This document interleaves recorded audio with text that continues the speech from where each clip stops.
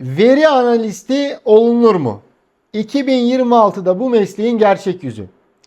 Bugün çok net bir soruya cevap vereceğiz. Veri analisti olunur mu? Evet, olunur. Ama şunu en başta söyleyelim. 2026 yılında veri analisti olmak artık eskisi kadar kolay değil. Çünkü bu meslek sadece tablo hazırlamak, grafik çizmek ya da birkaç rapor çıkartmaktan ibaret değil. Artık iyi bir veri analistinin hem teknik becerisi olacak, hem iş mantığını anlayacak, hem de bulduğu sonucu sade bir dille anlatabilecek. Önce veri analisti ne yapar? Bunu netleştirelim. Veri analisti şirketlerin elindeki verileri inceler, temizler, anlamlı hale getirir ve yöneticilerin karar almasına yardımcı olur. Yani sadece sayılara bakmaz. O sayıların arkasındaki hikayeyi bulur. Satış neden düştü? Müşteri neden kaçtı? Hangi ürün daha çok kazandırıyor? Hangi kampanya işe yarıyor? Hangi bölgede talep artıyor? İşte veri analistinin görevi bu sorulara cevap aramaktır. Peki bu mesleğe gerçekten talep var mı? Evet, var. Ama artık ilanlara sadece veri analisti diye bakmak yeterli değil. Çünkü şirketler bu işi farklı ünvanlarla da arıyor. Data Analyst, Data Analytics, Business Intelligence, BI, Analyst, Product Analyst, Data Manager ve Data Scientist gibi farklı başlıklar karşımıza çıkabiliyor. Yani bu alana girmek isteyen biri sadece tek bir ünvana takılmamalı. Komşu meslekleri de takip etmeli. Ama burada gerçekçi olalım. Giriş seviyesinde rekabet yüksek. Çünkü veri alanına ilgi çok arttı. Herkes kurs izliyor. Herkes sertifika alıyor. Herkes ben veri analisti olmak istiyorum diyor. Bu yüzden artık sadece Excel biliyorum demek yeterli değil. Hatta sadece sertifika almak da yeterli değil. Fark yaratmak için gerçek proje, güçlü portföy ve net beceri seti gerekiyor. Peki nereden başlamak gerekir? En mantıklı öğrenme sırası şudur. Excel, SQL, temel istatistik, Power BI veya Tableau, ardından Python, bu sıra çok önemlidir. Çünkü birçok kişi en başta doğrudan Python'ı öğrenmeye çalışıyor. Ama iş dünyasında ilk ihtiyaç çoğu zaman şudur. Veriyi çek, temizle, tabloya dök, raporla ve karar vericiyi anlat. Excel hala önemlidir. Çünkü birçok şirkette veriler hala Excel dosyalarıyla takip ediliyor. Formüller, filtreler, pivot tablolar, veri temizleme ve hızlı analiz için Excel güçlü bir başlangıçtır. Ama tek başına Excel artık yetmez. İkinci önemli beceri SQL. SQL veri tabanından veri çekmek için kullanılır. Bir şirkette binlerce, hatta milyonlarca satırlık müşteri, satış, ürün veya işlem verisi olabilir. Bu veriye ulaşmak için SQL bilmek gerekir. Güçlü bir veri analisti olmak isteyen biri SQL tarafını mutlaka öğrenmelidir. Üçüncü aşama Power BI veya Tableau. Çünkü veriyi sadece analiz etmek yetmez. Görünür hale getirmek gerekir. Dashboard hazırlamak, yani yöneticinin tek ekranda satışları, maliyetleri, müşteri hareketlerini ve performansı görmesini sağlamak veri analistinin en önemli işlerinden biridir.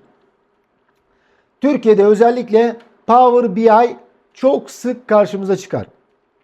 Tablo ise büyük ve uluslararası yapılarda değerli bir araçtır. Dördüncü aşama Python. Python veri temizleme, otomasyon, büyük veri setleriyle çalışma ve ileri analizler için güçlüdür. Ama başlangıçta Python tek başına mucize değildir. Önce Excel, SQL ve Power BI temeli sağlam olmalıdır. Sonra Python bu temelin üzerine çok güçlü bir avantaj sağlar. Peki yapay zeka bu mesleği bitirir mi? Hayır. Ama mesleği değiştirir. AI bazı rutin raporlama işlerini hızlandıracak. Basit grafikler, otomatik özetler, hazır analizler daha kolay üretilecek. Ama hangi sorunun sorulacağını, hangi verinin güvenilir olduğunu, sonucun iş açısından ne anlama geldiğini ve yönetime nasıl anlatılacağını hala insan belirleyecek. Yani AI iyi veri analistini bitirmez ama tam tersine daha güçlü yapar. Ama zayıf, yüzeysel ve sadece hazır rapor çıkaran kişileri zorlar.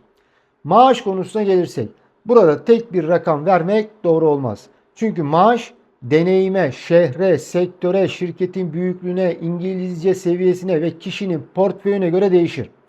Yeni başlayan biri daha düşük ücretle başlar. SQL, Power BI, Python, iş zekası ve veri modelleme tarafında güçlenen kişiler ise daha yüksek seviyelere çıkabilir. Yani bu meslekte maaşı belirleyen şey sadece ünvan değil, gerçek beceri ve iş etkisidir. Üniversite şart mı? Hayır. Tek yol üniversite değildir ama üniversite avantaj sağlar. İstatistik, matematik, endüstri mühendisliği, bilgisayar mühendisliği, işletme, ekonomi ve yönetim bilişim sistemleri gibi bölümler bu alana geçişte faydalıdır. Fakat farklı bir bölümden gelen biri de doğru çalışmayla veri analisti olabilir. Burada önemli olan şudur: ne bildiğini gösterebiliyor musun? Gerçek proje yaptın mı? Portföyün var mı? Veriyi alıp anlamlı sonuca dönüştürebiliyor musun? Bu yüzden sıfırdan başlayan biri için en gerçekçi yol 6 ila 12 aylık ciddi bir çalışma planıdır. Sadece video izlemek yetmez. Mutlaka proje yapmak gerekir. En az 3 güçlü proje hazırlanmalıdır. Bir SQL projesi, bir Python analiz projesi ve bir Power BI veya Tableau dashboard projesi. Bu projeler gerçek veri setleriyle yapılırsa çok daha etkili olur. Veri analistliğinde teknik bilgi kadar iletişim de önemlidir. Çünkü veri analisti teknik ekip ile yönetim arasında köprü kurar. Karmaşık tabloyu sadeleştirir. Burada sorun var demekle kalmaz. Sorun şu olabilir, çözüm için şu adımlar denenebilir der. Bu yüzden satış, müşteri davranışı, kar marjı, kampanya dönüşümü, stok, maliyet ve büyüme gibi iş kavramlarını da anlamak gerekir. Sonuç olarak veri analisti olunur ama kolay para kazanma hayaliyle değil. Düzenli çalışan, proje üreten, portföy oluşturan, teknik beceriyi iş mantığıyla birleştiren kişi için bu meslek hala çok güçlü bir kariyer kapısıdır. Veri analistliği sadece bir meslek değil, BI uzmanlığına, data scientist rolüne, ürün analistliğine, veri mühendisliğine ve analitik yöneticiliğe açılan bir başlangıç noktasıdır.